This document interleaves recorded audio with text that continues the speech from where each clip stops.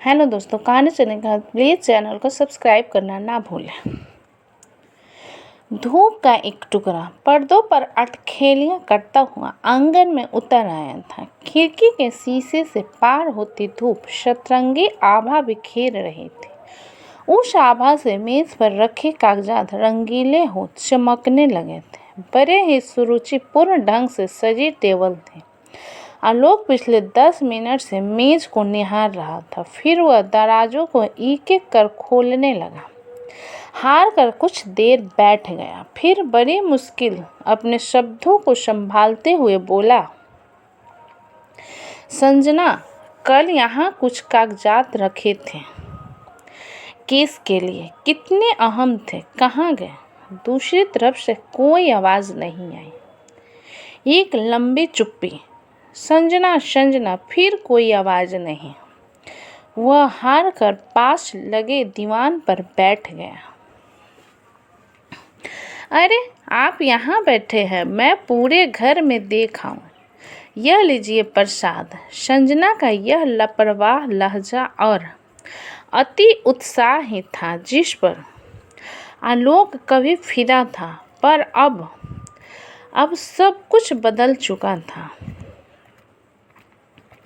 वह आलोक की पत्नी बन चुकी थी, तो गृहस्थ जीवन में लापरवाही के लिए जगह नहीं होती।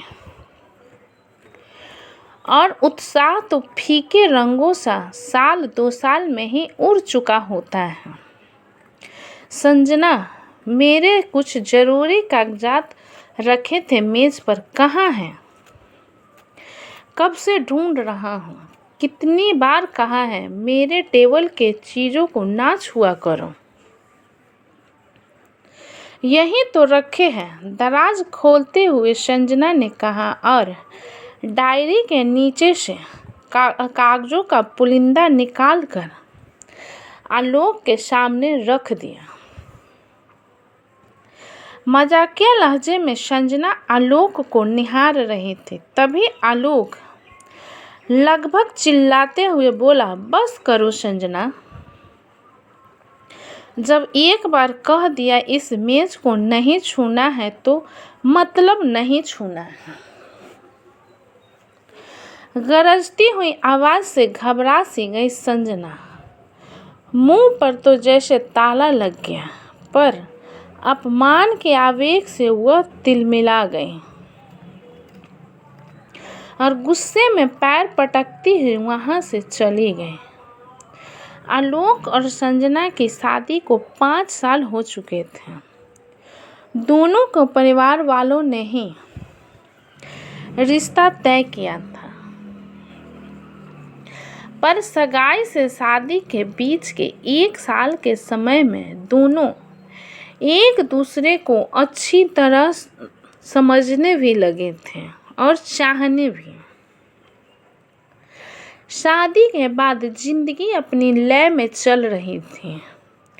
खट्टी मीठी तकरार मनुहान में समय अच्छा गुजर रहा था। बच्चे अभी नहीं थे, क्योंकि दोनों ही शादी के कुछ सालों तक बच्चा नहीं चाहते थे।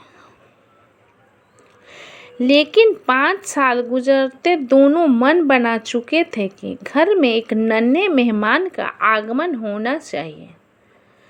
सुबह की घटना से संजना सहम सी गई थी। यूं तो रोज ही कुछ न कुछ खटपट लगी रहती थी,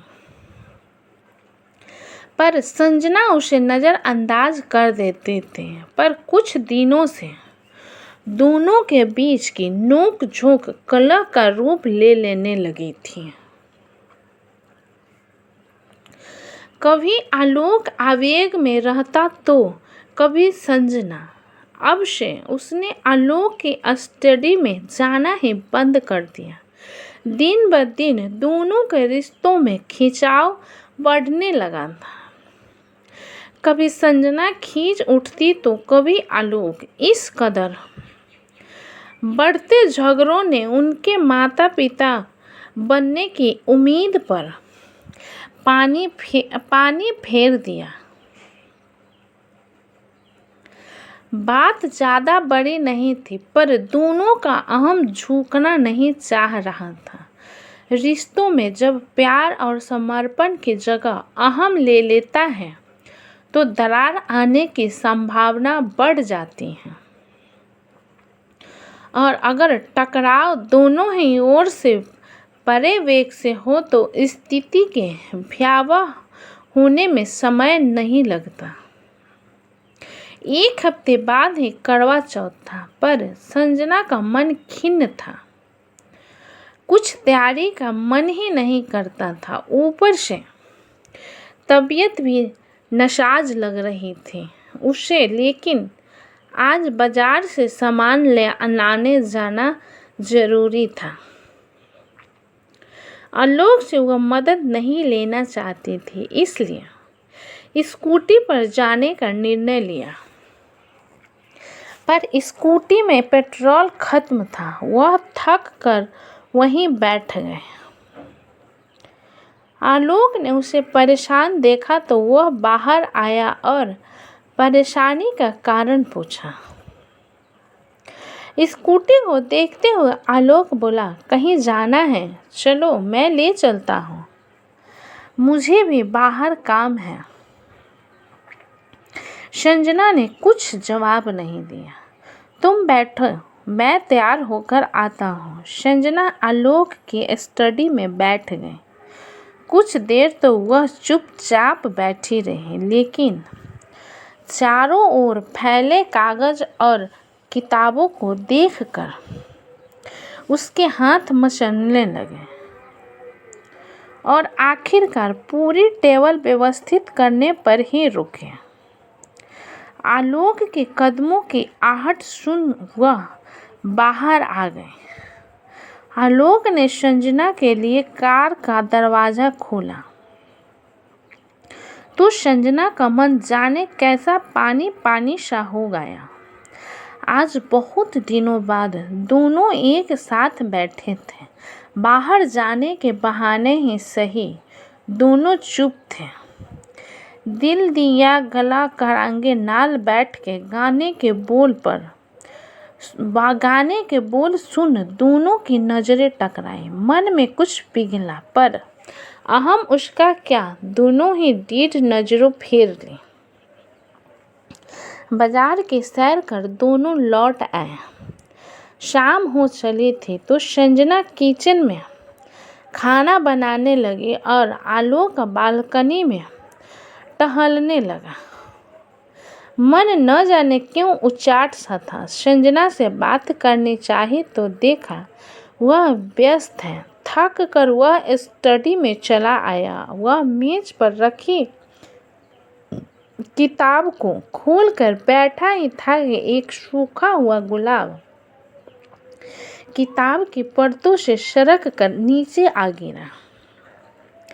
गुलाब को देखकर उसके दिल में एक हुक सी उठी।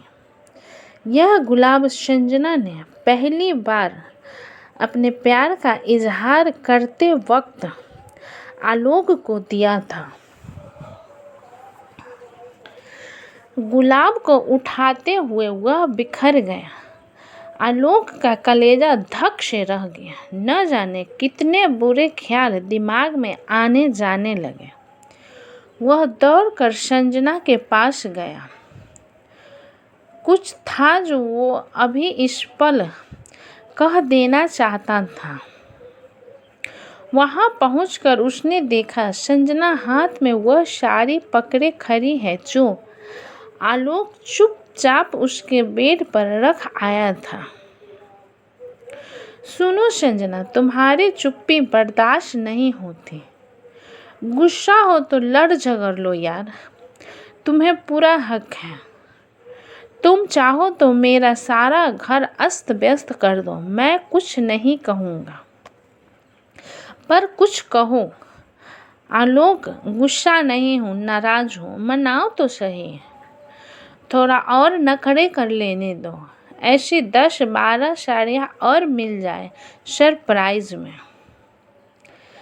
फिर मान जाऊंगी। शरारती लहजे में कही हुई बात अपने अंत तक आते आते रुआंसी हो गई थी। आंसुओं की 2 बूंदें ढुलक कर उसके सुर्ख गालों पर जम गई थी। चुप हूँ, पर यूं चुप रहकर भी खुद को ही तो सजा दे रही हूँ। पता तो है तुम्हें कि चुप कहाँ रह पाती हूँ मैं। संजना के भोलेपन पर आलोक को हंसी आ गई। उसने संजना को अपनी बाहों में भर लिया। तुम बिन अधूरा हो मैं इश्क, तुम बात नहीं करती, झगड़े नहीं करती हो तो अधूरापन सा लगता है। आलोक हंसने लगा। संजना ने गुस्से से भरी एक धौल आलोक के कमर पर दे मारी। दोनों खिलखिलाकर हंस पड़े। बहुत दिनों से शांत पड़े घर में जैसे प्रेम की बौछारें बरस पड़ी थी।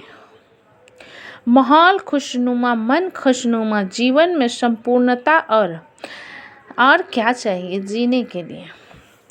दोस्तों, कहानी कैसी लगी मुझे कमेंट में लिखें। अच्छी लगी हो तो प्लीज़ लाइक करें, सब्सक्राइब करें एंड शेयर करें। कहानी अच्छी लगी है तो प्लीज़ मेरे चैनल को सब्सक्राइब करें। अपना कीमती समय देने के लिए धन्यवाद।